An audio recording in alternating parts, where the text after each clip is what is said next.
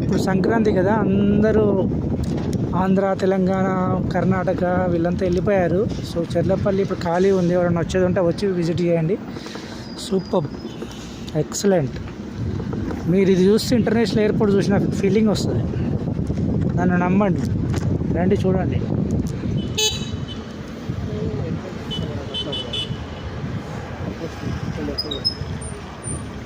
ఇక్కడ parking, 2 wheeler పార్కింగ్కే ఇంత almost 2-3 acres land వదిలేసిండు.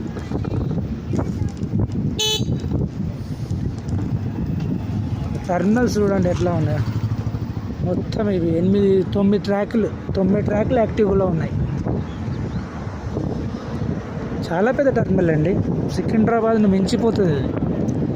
So huge investment చేసింది కేంద్ర ప్రభుత్వం. సో కరెక్ట్గా చూసుకొని సంక్రాంతి టైంలో లాంచ్ చేసారు. మంచి ఆదాయం వస్తుంది. నెక్స్ట్ ఇయర్ సంక్రాంతికి దుమ్ము లేపుతుంది ఆదాయం మీద.